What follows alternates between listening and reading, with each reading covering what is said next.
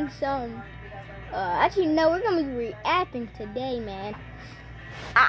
We're gonna be reacting now. What are we gonna be reacting to? Something scary, I guess I'm saying.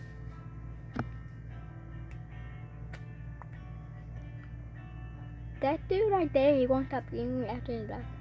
He don't have any underwear. Oh, to monetize.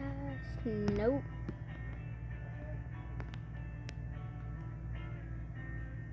Okay, if y'all haven't already, go check my other channel, Man Garden. It looks just like this. You want to? As you see, I post a lot of times. See, I ain't got no views on this, but this one, the first one that I got, I only have 3 views. But this is my, I'm just gonna go ahead and show this.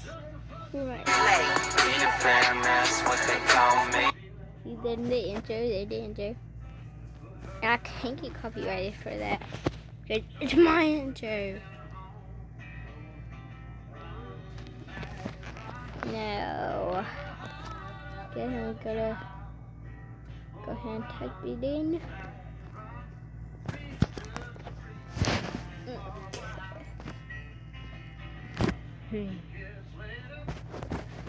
I'm gonna see where I see it.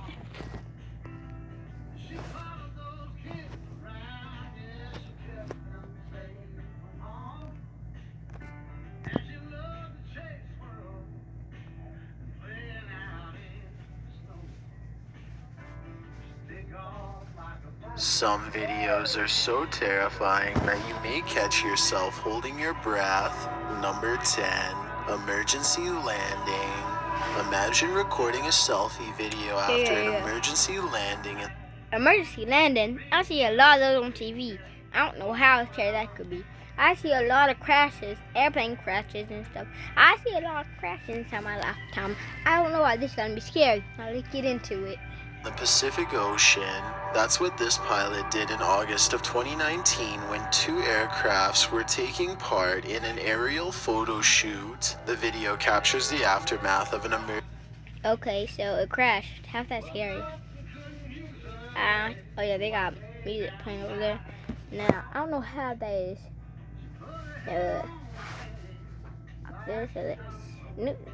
Luke's top photo is pretty good, but I don't know. Can we go ahead and start the video? Landing in Half Moon Bay near San Francisco. One of the planes, a single-engine Beechcraft Bonanza, malfunctioned, losing power. Video footage from above caught the landing, which was an admirably safe one. According to the pilot that managed to stay in the air, the downed pilot, David Leash, and his passenger both survived after Leash set the plane down nicely in the water. Leash then captured the aftermath of the incident on video while standing abroad the wing of the plane and later hanging onto pieces of floating items like seat cushions and window shades to help the pair tread water until rescuers arrived. The plane can be seen in the video going bottoms up, sinking nose first into the ocean. The pair, in fairly good spirits all things considered, managed their best to stay afloat, although David notes the water is quite cold. The water's a little bit cold, but we're all right. I set it down real easy. No one got hurt. No, we're good. Did everything right? Thankfully, overhead, his fellow pilots sent. No one got hurt. Only them two didn't get hurt. Everybody else died had the shoot, so nobody got hurt. Okay, yeah, that's not right. Mayday calls to the Coast Guard, alerting them to the incident. Still, the pair were risking hypothermia in cold water for around 40 minutes by the time a Coast Guard helicopter that was on a training mission arrived. David continued filming as they were being airlifted out of there. Although they certainly were lucky, they didn't make it out pain-free. While waiting, they'd been repeatedly stung by jellyfish. Number 9, claustrophobic hole, published to YouTube in December of. I'm claustrophobic, so, but I don't know how. subscribe video. Like, what 2019, Brandon Gross writes, "My friend Danielle took me into one of the craziest caves I've ever seen. I'm very bad with tight spaces and decided to Yeah, I face am my too. fears. Would I he live to personally regret it?" The footage follows the pair squeezing into a tight slot, holding onto a rope. They descend into what can only be a claustrophobic nightmare. As the underground cave gets tighter and more suffocating by the minute, the cave widens and narrows, but at one point, Brandon notes that the space into which he intends to squeeze is only as wide as the length of his foot. Slithering through the caves, they finally reach the bottom cavern. When they start to continue exploring the claustrophobic corner, No! Brandon experiences a brief panic attack but continues on, seeing his friend Danielle wriggle ahead as she navigates further restrictive spaces would make anyone squirm. And squirm Brandon does, but he manages to make his way back to the light. When at last Brandon squeezes his way out of the hole, he celebrates being free from that claustrophobic nightmare. Number 8, waterlogged. Are you heading out to a seaside restaurant? Listen, Gary, screw it. Okay, let's get into this one. My name's Robin. I work as a wildlife photographer. My job takes me to various places, and I can hardly be in touch with my family. I grew up in Canada. My parents are still living there. I was very... Okay, this isn't a true story. So, oh my god, that big eyes! Ooh, big eyes. Oh. little when they sent me to live with my grandfather. I fell ill suddenly, and my grandpa took me over. Since then, I have never been to my childhood home. My parents often came to visit me Hold up, I saw the Roblox sign. from work and decided to spend some time with my parents and explore my birthplace in Canada. I called my mom and told her I'll be staying with them during this trip. I have never been to my childhood home. Y'all see on the camera? On the camera, see that the circle inside the square? That's the Roblox sign. We're on 30 something.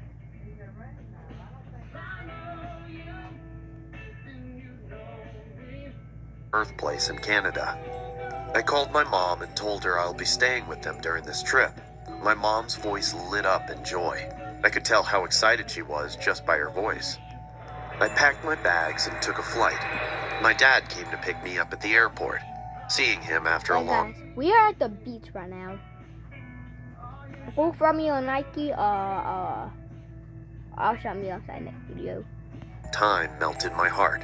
But yeah, I hugged next video, I'm gonna be reacting to all my Nikes, all of them, so him and said, yeah. "Oh, I So miss go ahead and get the bell, hit the bell as hard as you can, so y'all can see that video. That guy's my embarrassing TikToks.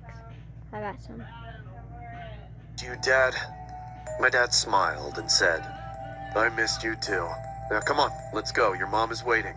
She has all of your favorite dishes cooked." We got inside the car, and the entire way we kept chatting. After 20 minutes of the drive, the car stopped in front of a tall residential building. I got down and looked at it for a while. God, this building is still the same, I said. I was feeling nostalgic. Even though my childhood memories regarding this place are now in fragments, I was still awestruck. My dad patted my back and said, "Welcome home, son." I grabbed my backpack and entered the ground floor of the building. It was a long corridor. Our apartment is on the 8th floor. I was about to get inside There's the elevator. Okay, this is getting interesting. So, you have your popcorn already. Get your popcorn. And matter of fact, get some covers too. Get your covers. But this might be a little scary. You know, I don't want to get scared. If I see something, elevator when hope there's nothing to monetize inside this. my eyes went to the numbering plate. A small, uncleared memory flashed in front of my eyes. I remembered pressing those buttons when I was a child. I loved playing inside the elevators so much. I looked around and realized this elevator had been renovated. I looked at the ceiling of the elevator. There was a small vent on it for air circulation. From that vent, the hollow elevator shaft was visible. For a moment, I felt a pair of eyes were watching. Yeah. Where's the emergency exit for the elevator? Where is it? Where is it? So I'm out. I'm moving back to where I was. Me from there. The hair on the back of my neck stood up immediately. Come on, we're here, my dad told me. I saw we were... Set your goals as high as your standards. Because where you work out matters. Standing on the 8th floor, my dad asked, "Something wrong, Robin?" "Sorry, it's nothing. I just got distracted," I replied. While coming out of the elevator, I looked up once again, but there wasn't anything. God, this hectic journey really got to me, I said to myself. After a cool, refreshing shower, I finally managed to clear out my mind. My mom made chicken, porridge, fried mushrooms, and my favorite Did you not notice? You see that thing where his head is done? That's ears. And the strawberry thingy, they just put blood, then added strawberries on there. And the turkey just red. I mean, red dots. I mean, you can't eat that now. Yeah, what do you want? cheesecake for dinner And see that? That's poison ivy that they put on the chicken. That's that night. "It sure is good to be home, Mama," I said, with a big smile. We all sat down in the living room to chat. My dad was really funny. He started to bring all kinds of embarrassing childhood memories up. Everyone was laughing and having a good time. At around 11 p.m., we all went to bed. until you see dude inside the vent again. You don't know you this anymore. You're gonna be screaming. Until like, ha ha ha! No, you're gonna be like. I was already tired and feeling very sleepy. As I laid down on my soft bed, deep sleep grabbed my eyes. At around 2 in the morning, I heard a weird sound in my room. What is that? Okay, the person crying and make peace and love to you, but the back of the eyes. What's that? That didn't mess with my skin. So what? If I close my eyes, it's gonna be the same skin tone to me. Did it? I'm gonna watch the video. I'm gonna see. If it's not, total respect to this. Do not. I still respect, but just fix your video, you know. You did too. It felt like someone was breathing heavily, sitting very close to me. I You live for that. Oh! Dang! opened my eyes, and what I saw made my heart race like a wild horse. Oh!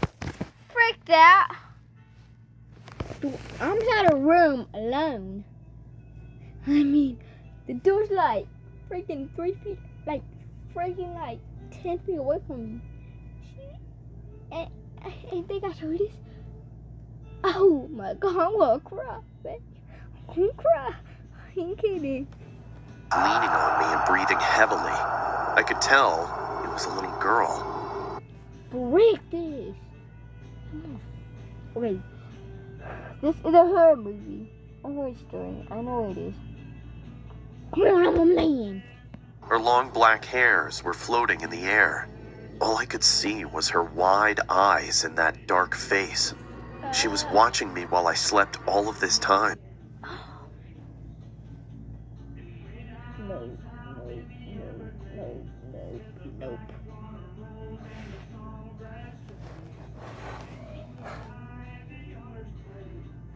Please tell me, Father, help me.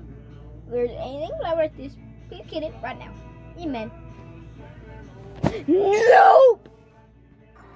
My voice got stuck. I wanted to scream, but I couldn't. The girl then came closer and said, Dang, that scared me. "How could you? How could you, Robbie?" I shot up from my bed, panting and gasping for air. The sunlight coming from my window made me realize What did you do? What did he do? Oh, I feel like I realized so. I'm sorry for playing this. I will not put it at all. that it was morning. I wiped the drops of sweat from my face and uttered to myself, "What the hell? That dream felt so..."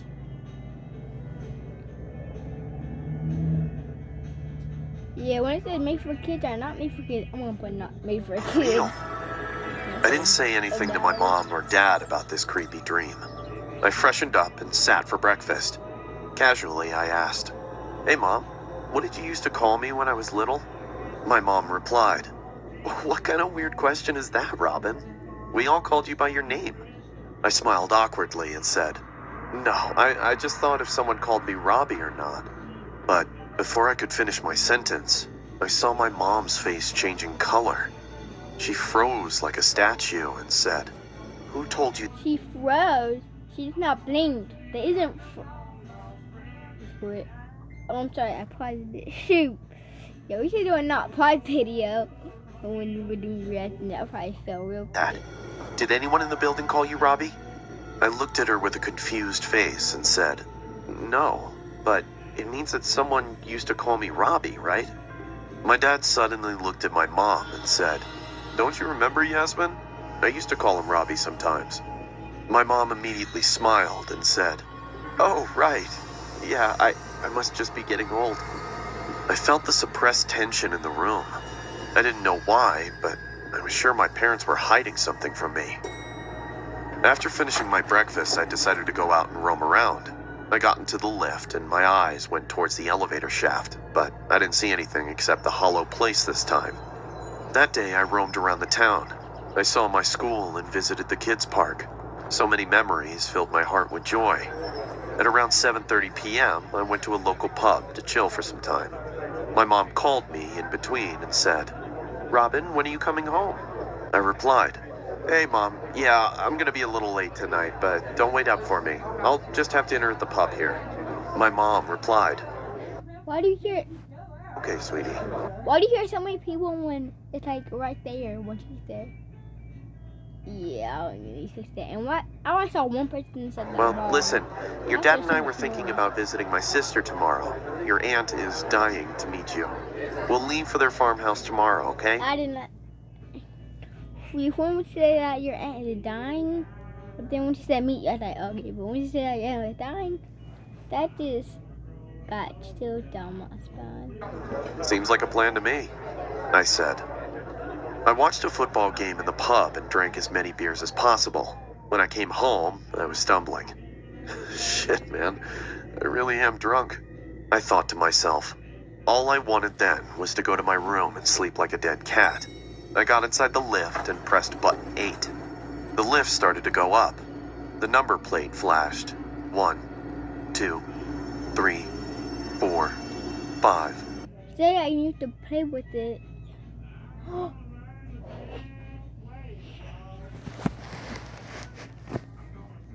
And so on. I was feeling suffocated and warm, so I took off my jacket and suddenly noticed the mirror on the lift's wall. The same girl. Nope. I'm just gonna open up the door behind me, and then I'm just gonna keep on playing this. So I think go so time I see the freaking.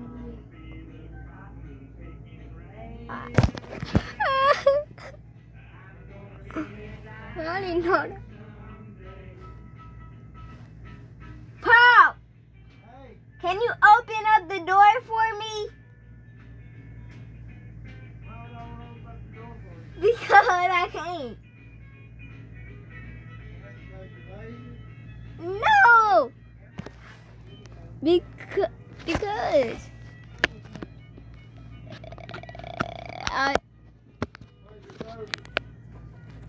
Because I'm going to do a scary video reaction, but that's just scary. I didn't want to get up.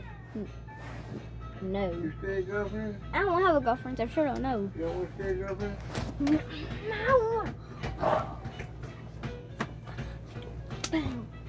No.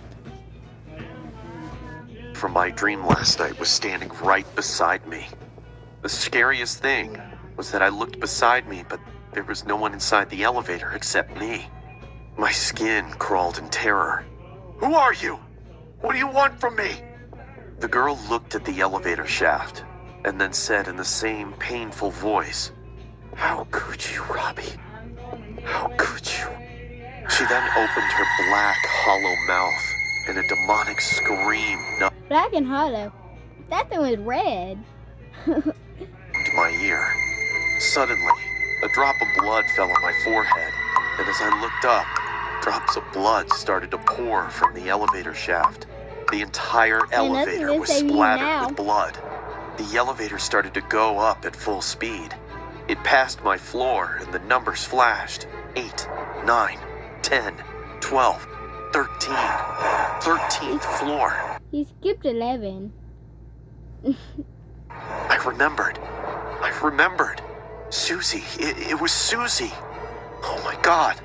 Susie and I were best friends. We used to run all over the apartment during afternoons and play together. One day, the elevator was out of order. We were playing hide and seek with the other kids in the apartment. Susie and I decided to hide above the elevator. I helped her climb up, and I went to go grab something to stand on so I could get up there as well. We had no idea that the maintenance guy was working in the basement on the elevator. As soon as he fixed it and pressed the button, the elevator went to the top floor at full speed. I remembered Susie's scream when she got crushed under the roof. All this time, she was telling me how could I leave her that day. My head started to throb in pain. I couldn't breathe. Eventually, I fainted on the floor. I was down with a high fever for 2 days. When I got a bit better, I confronted my parents. My mom cried a lot and said, "Oh, Robin, we sent you away so that you can keep this out of your vicious memory. Poor Susie." She kept on sobbing. I visited Susie's grave the other day. Her family buried her in our local graveyard and moved to Australia. Tears rolled down my cheeks. I murmured softly, "Susie, I didn't leave you that day. I'm sorry I was late. I hope you rest in peace." I'm a single mother. My boyfriend was a drug addict, and he Single mother? That just sounds like a dude. died of an overdose a few months back. My daughter is 2 years old. I had to work 2 jobs to support my family, but going for night shifts while leaving my daughter home alone was impossible for me. What is this? He do with the red hair? No, not the little girl, but No. So I moved back with my mother. I took a night job as a maintenance staff in an office building.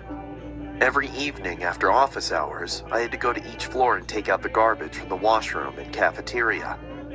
I could work in a hassle-free, quiet ambiance. There was no one to drive me crazy or poke their nose into my work. It was a 10-story building, hence the elevator was an important tool of my work schedule. I carried the big dumpster using the elevator. I stopped on each floor and emptied the dust bins on the dumpster. And finally, after getting rid of the daily waste in the basement incinerator, I was free to go home. The entire process took about 3 to 4 hours. The night job was perfect for me, as it was comparably less work with a good paycheck. The incident that I'm going to tell now happened recently, so excuse me if my words seem clumsy, because I'm still in shock. It was a Friday night. Generally, on Fridays, I have to do a thorough cleaning because the building remains closed on the weekends. The security guard, Kevin, was a 57-year-old man. He was a nice person. As I reached the entrance, I saw Kevin sitting behind the counter with the same friendly smile.